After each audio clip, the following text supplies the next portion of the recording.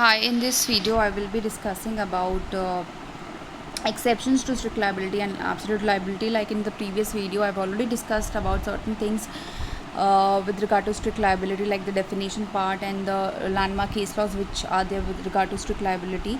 But in this video I would be covering strict liability definition, exceptions to strict liability, absolute liability and case laws. So when we talk about strict liability, like it is something which when pursuing a legal action to liability, the plaintiff must generally prove the defendant was somehow at the fault, and whether by the negligence or by direct fault for the damages incurred by the plaintiff. So the law, however, recognizes there are like certain circumstances so inherently dangerous or hazardous there is no need for the plaintiff to prove the direct fault or negligence. So there are like certain classes of cases in which liability of the defendant is stricter, and only they are like only in ordinary cases. So coming to the definition part, as discussed in the previous video also, like Blackburn J definition is there, the rule of law is that person who for his own purpose bring his land and collect the keep anything likely to do mischief or escape, and must keep it in a peril, and if he does not do so, prima facie answerable for all the damage which is a natural consequence of its escape. So the rule of strict liability was laid down by Raylan versus Fletcher 1868, wherein the House of Lords was laid down with the rule of no fault liability rather than absolute liability because of the exception laid down along with the rule.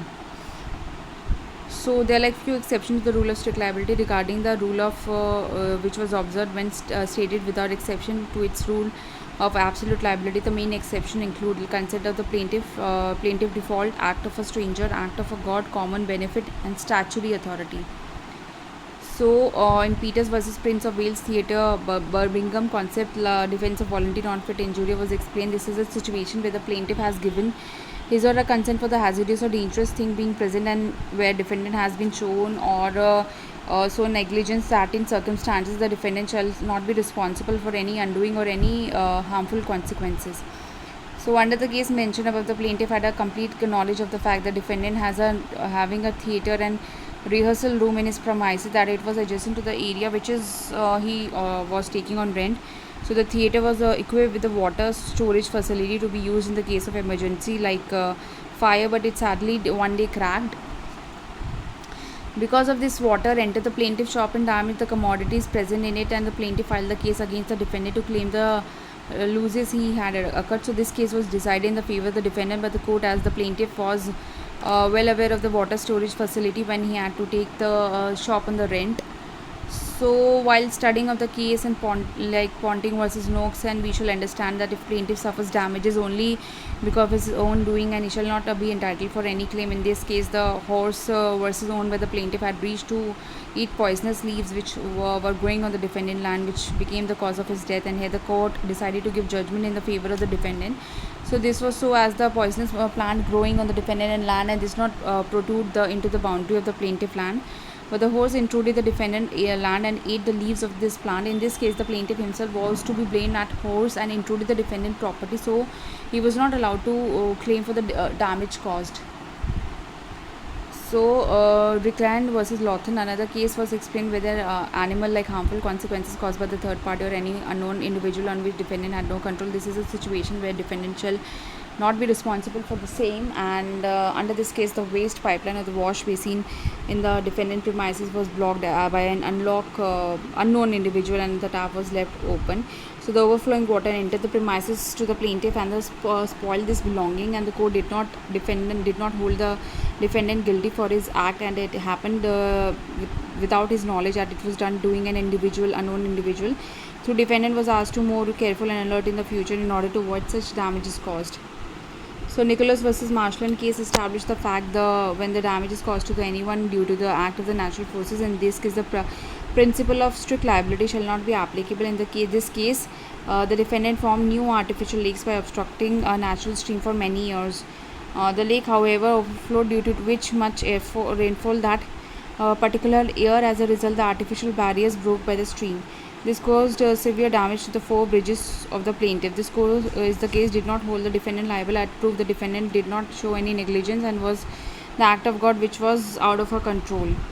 Okay, Box versus Jupe case, it was established that damage caused due to escape or act of dangerous object which was the common use and benefit of the defendant and the plaintiff, and the defendant shall not be responsible. So So the case was filed by the plaintiff to claim for the damages and caused by the overflowing of the water and from the defendant water reserve. So this was a result of a partial fault of the defendant and that neighbor. It was which reservoir which was overflowed, and the plaintiff and defendant, which was the resident of the same multi-stored complex, and court did not hold the defendant guilty for the mischief of the water reserves and were keeping in the minor interest of the resident of the complex, which also include the plaintiff and the defendant. So, in this case, Green versus Chelsea Water Co. and we understand the fact that court does not hold any liable for the damages caused due to any act carried out by authority under the government of a country. This act in defense in the action of torts. In this particular case, the defendant company was acting under the official order to supply water uninterrupted, and due to shortcoming, not negligence, a main part of the facility got damaged, flooding the premises of the plaintiff. The court exempted the company from any liability as it was doing its statutory duty. So the rule of absolute liability was laid down by the Supreme Court in MC Mehta versus Union of India case, and Reliant versus Fletcher is subject to exception, but the new rule was laid down in the case. So absolute, it is not subject to any exception. So the facts of the case were like on 4th and 6th December, the oleum gas leaked from one of the units, Sri Ram Food Fertilizers in Delhi, and due to leakage an advocate died and many people hazardously affected. The action was brought by public interest litigation under Article 32 of the Constitution. The Supreme Court evolved the rule of absolute liability suitable to the social and economic condition prevailing in India at the present day, and C expressly declared the rule of absolute liability was not subject to any exception as given under the rule in Reliant versus Fletcher case. So the court assumed summed up the rule in the following words: whether enterprises engaged in the hazardous and inherently dangerous and harm result to any account on accident operation of such hazardous inherently dangerous activity resulting, for example, in escape of toxic gas. The enterprise is strict and absolute liable to compensate of all who are affected by the accident. Such liability is not subject to the exception which operate in the tortious liability of strict liability. So the court gave two reasons, justified reason, that social obligation to compensate those suffering there it should be absorbed in such loss. It should be item like of an overhead of the cost, and the enterprise alone has the resource to discover the guard against some hazard, such hazard and danger. Thank you.